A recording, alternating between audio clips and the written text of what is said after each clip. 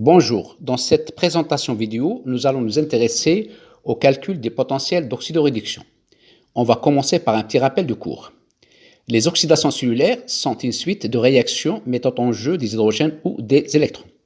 Les réactions d'oxydoréduction, appelées réactions redox, sont caractérisées par le transfert d'électrons d'un donneur d'électrons ou réducteur sur un accepteur d'électrons ou oxydant. Un oxydant capte des électrons pour devenir un réducteur, il subit une réduction. Un réducteur cède des électrons pour devenir un oxydant, il subit une oxydation. À chaque oxydant correspond un réducteur. On parle alors de couple oxydant-réducteur, noté OX-RED. Oxydation, c'est une perte d'électrons par un réducteur. Au cours de cette oxydation, le réducteur se transforme en sa forme conjuguée qui est un oxydant. On va prendre l'exemple du zinc. Le zinc se transforme en ion Zn2+, en libérant 2 électrons. L'atome de zinc est réducteur. L'ion Zn2+, est un oxydant, forme un couple oxydant-réducteur, noté Zn2+, à queue Zn solide. Réduction, c'est un gain d'électrons par un oxydant. Au cours de cette réduction, l'oxydant se transforme en sa forme conjuguée qui est un réducteur. On prend l'exemple du cuivre. La réduction est le phénomène inverse de l'oxydation. Les ions de cuivre Cu2+, peuvent gagner 2 électrons pour former les atomes de cuivre et dans ce cas, l'atome de cuivre est un réducteur et l'ion de cuivre Cu2+, est un oxydant. Forme un couple oxydant-réducteur, noté Cu2+ à queue Cu solide. À ne pas oublier, pour chaque demi-réaction, il faut équilibrer les charges. Par exemple, pour cette demi-équation Cu2+ à queue dans Cu solide, il faut équilibrer avec les électrons. Donc, si j'ai 2 charges positives portées par le Cu2+, je n'ai pas de charge de l'autre côté de la réaction, donc je vais rajouter 2 électrons pour équilibrer du point de vue charge la réaction. À retenir également, un oxydant capte les électrons et le réducteur qui cède des électrons. Un autre exemple, le nicotinamide adénine dinucléotide NAD est une coenzyme présente dans toutes les cellules vivantes, intervient dans les réactions d'oxydoréduction comme accepteur d'électrons, NAD+ oxydant, ou donneur d'électrons, NADH réducteur. Déshydrogénation, libération de protons, H+, et d'électrons, pris en charge par des transporteurs à l'état oxydé NAD+, qui passent à l'état réduit NADH2. À tout oxydant OX1 correspond un réducteur RED1 selon un schéma formel appelé demi-équation d'oxydoréduction ou demi-équation électronique. La demi-équation d'oxydoréduction d'un couple redox OX1-RED1 s'écrit OX1 plus n électrons qui donne RED1. Pour une demi-réaction redox OX1-RED1, le potentiel du couple redox est donné par l'équation de Nernst. L'équation de Nernst exprime la relation existante entre le potentiel standard redox d'un couple redox, noté E0, et le potentiel réellement mesuré, noté E, et le rapport des concentrations du donneur OX1 et de l'accepteur RED1. E étant le potentiel du couple redox exprimé en volts, et lorsque tous les composés sont à l'état standard, la valeur du potentiel est appelée le potentiel d'oxydoréduction standard, noté E0, exprimé en volts. Dans les tissus ou le milieu biologique, où le pH est 7, le potentiel est défini à pH 7, il est noté E', le sigle prime car les mesures sont effectuées dans la cellule à pH 7, considérés comme les pH physiologiques. Ces états standards se réfèrent aux états standards biochimiques. Des conditions biologiques standards sont température 25 degrés Celsius ou 298 degrés Kelvin, concentration de chacun des réactants dissous égale à 1 molaire, concentration des protons égale à 10-7 molaire pH 7. Avec le même raisonnement que précédemment, on définit le potentiel redox standard à pH 7 noté E', et le potentiel standard noté E0 est remplacé par E'0, le sigle prime car les mesures sont effectuées dans la cellule à pH 7. Ces états standards se réfèrent aux états standards biochimiques. La réaction s'écrit E' égale E'0 plus RT sur NF, logarithme népérien de OX1 sur RED1. N représente le nombre d'électrons échangés entre les réducteurs et l'oxydant. R étant la constante des gaz parfaits, qui est égale à 1,987 calories mol moins 1 degré Kelvin moins 1, qui est égale à 8,314 joules mol moins 1 degré Kelvin moins 1. Température absolue exprimée en degrés Kelvin. F étant la constante de Faraday, qui est égale à 96 500 coulombs mol moins 1 ou 96,5 kJ mol moins 1. C'est la charge d'une mol d'ion qui représente le produit du nombre d'Avogadro, 6022 10 puissance 23, et la charge élémentaire 1,602 10 puissance moins 19 qui est égal à 96 480 coulombs mol moins 1. Faraday est égal à 96 500 coulombs mol moins 1 qui est égal à 96 500 joules volt moins 1 mol moins 1. Exprimé en calories, la constante de Faraday est égale à 23 063 calories volt moins 1 mol moins 1 avec une calorie qui est égale à 4,18 joules. Ox 1 étant la concentration de l'oxydant à l'équilibre exprimée en mol litre moins 1, Red 1 étant la concentration du réducteur à l'équilibre exprimée en mol litre moins 1.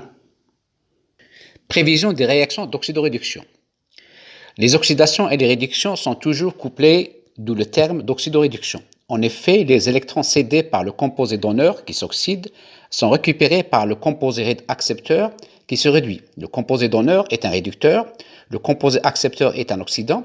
L'aptitude d'un composé à perdre ou à recevoir des électrons est caractérisée par les constantes K, mais aussi par son potentiel redox E, qui est une force électromotrice. Considérons deux couples redox OX1 Red1 et OX2 Red2 de potentiel respectif E1 et E2. La première demi-équation OX1 plus N électrons qui donne Red1 avec un potentiel redox standard E1 du couple OX1 Red1. La deuxième demi-réaction OX2 plus N électrons qui donne Red2 avec un potentiel redox standard E2 du couple OX2 Red2. Dans le cas où le potentiel standard E1 est plus élevé que le potentiel standard E2, c'est le plus oxydant qui va réagir avec le plus réducteur pour donner comme produit le produit des deux autres espèces selon cette règle dite de gamma. En utilisant la règle dite de gamma, il est possible de prévoir le sens d'une réaction d'oxydoréduction. Cette classification permet de prévoir a priori quelles réactions redox sont spontanées. Il faut que le potentiel de l'oxydant soit supérieur à celui des réducteurs. Les couples d'oxydoréduction sont rangés sur une échelle en fonction de leur potentiel redox standard exprimé en volts dans un ordre décroissant. Une échelle dont le 0 a été affecté au couple d'hydrogène.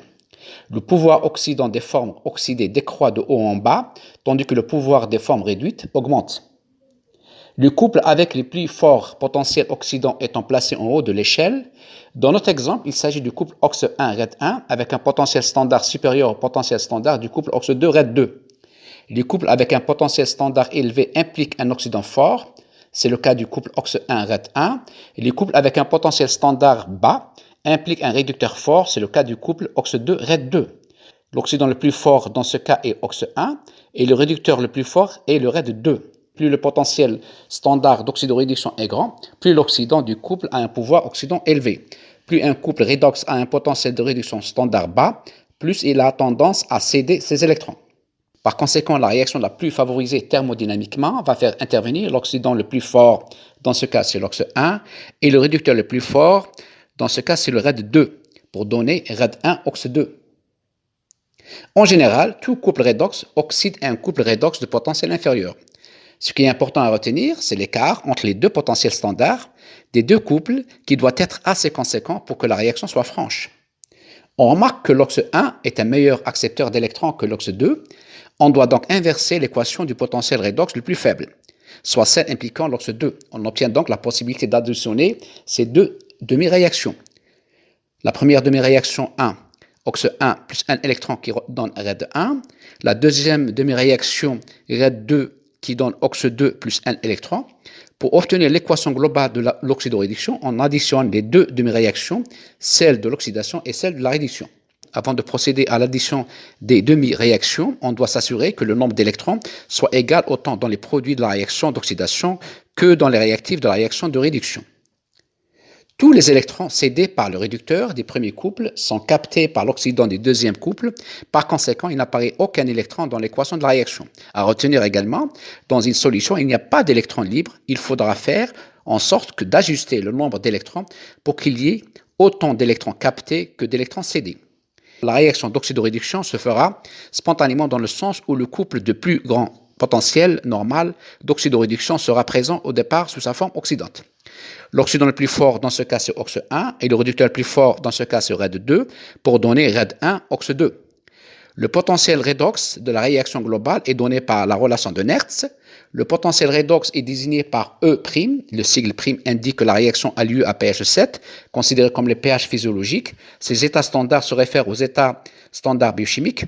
Pour la première demi-réaction du couple OX1-RED1, on a le potentiel du couple OX1-RED1 qui est égal au potentiel standard OX1-RED1 plus RT sur NF multiplié par logarithme newtonien de la concentration de OX1 sur la concentration de RED1. Pour la deuxième demi-réaction du couple OX2-RED2, on a le potentiel du couple OX2-RED2 qui est égal au potentiel standard OX2-RED2 plus RT sur NF multiplié par logarithme newtonien de la concentration OX2 sur la concentration RED2.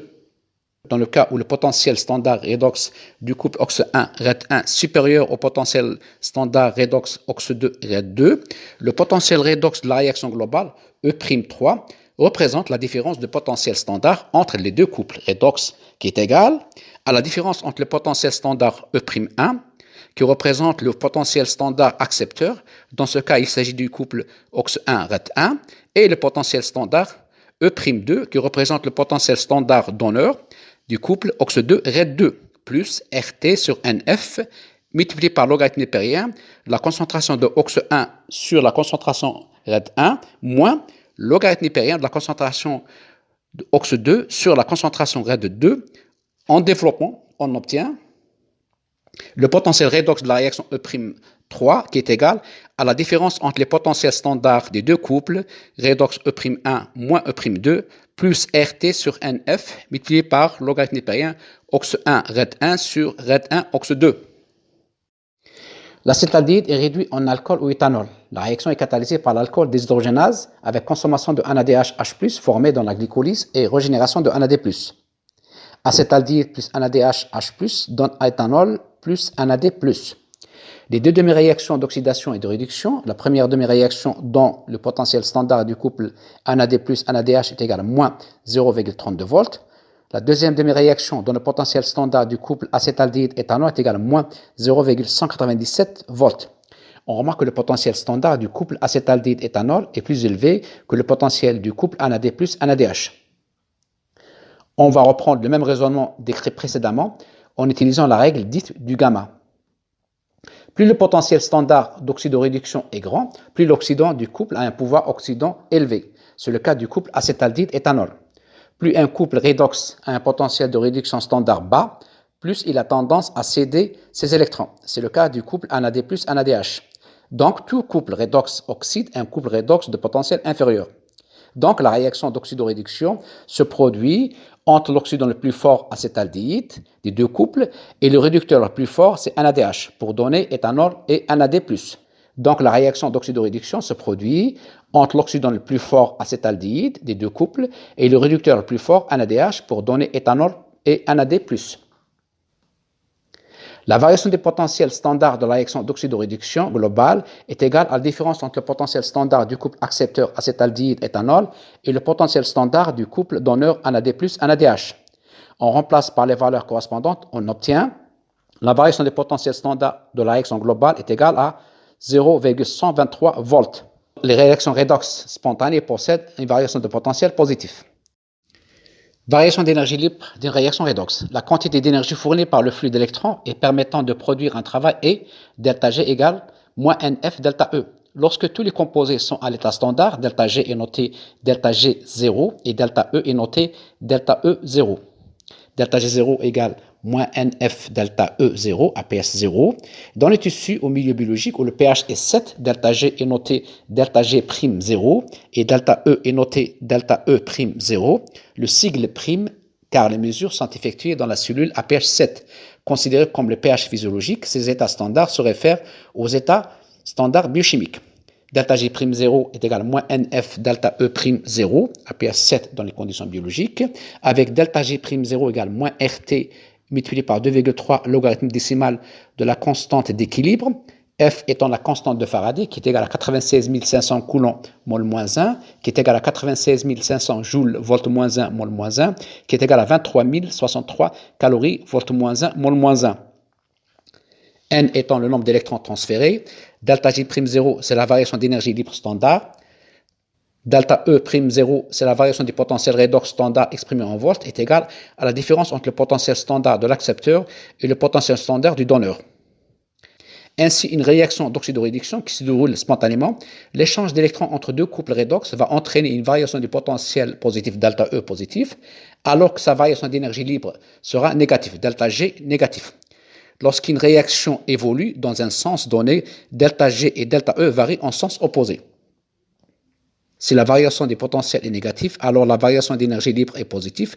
La réaction n'est pas spontanément possible. Par contre, si la variation des potentiels est positive, alors la variation d'énergie libre est négative. La réaction est spontanément possible.